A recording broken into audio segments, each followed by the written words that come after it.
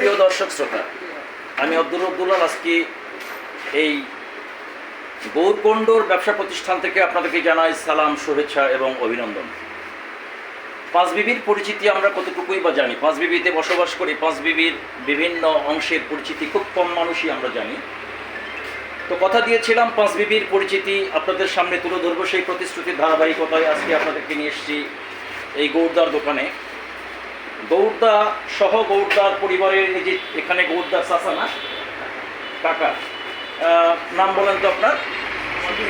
সুকুমার কুণ্ডু। এই কুণ্ডু পরিবারের অনেক ঐতিহ্য, অনেক স্মৃতিকথা এই পাঁচবিবিতে রয়েছে। বিশেষ করে আমি গৌরদার মুখ থেকে, যখন আমি চাকরির পাশাপাশি ছোট্ট ব্যবসা করতাম, গৌরদার মুখ থেকে শুনেছিলাম যে স্বাধীনতা যুদ্ধের পরে মায়ের আঁচল থেকে মাত্র 500 টাকা পুঁজি নিয়ে ব্যবসায় প্রথম পদচারণা, সেই 500 টাকার পুঁজি পদচারণায় পাঁচবিবিতে ধীরে ধীরে আস্তে আস্তে এই প্রতিষ্ঠানগুলো তিলোত্তমা করে গড়ে তুলেছিল। অনেক পরিশ্রম, অনেক মেধা, অনেক কিছুর পরে পাঁচবিবিতে তারা প্রতিষ্ঠিত হয়েছিল। শুধু গৌরদাই নয়, আসলে পাঁচবিবিতে মুসলিম ব্যবসায়ী বলতে ছিল এমন হাতের ছিল না বললেই চলে।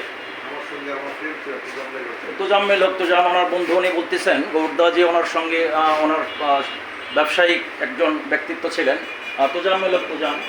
এইসব দু একজন মুসলিম ব্যবসায়ী, তাছাড়া ম্যাক্সিমাম পাঁচবিবিতে এই সনাতন ধর্মের যারা ব্যবসায়ী ছিলেন তারাই মূলত পাঁচবিবিকে পরিচালনা করতেন।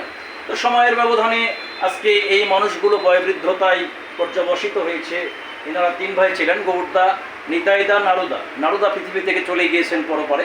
এই দুটোই মানুষ রয়েছেন। তার কাকাও এখন জীবিত, তার ভাইয়েরা জীবিত, কিন্তু আস্তে আস্তে বয়োবৃদ্ধতার কারণে তাদের এই ব্যবসায়িক খাতা থেকে আস্তে আস্তে নামগুলো একটু কী বলবো চলে যাচ্ছে বলা যায়।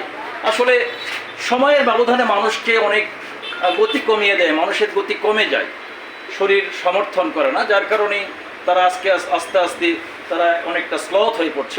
আমি নিজেও এই দাদার সঙ্গে যখন সেই যৌবনের পদচারণায় এই গদিঘরে বসেছিলাম তখন অনেক কথা হতো।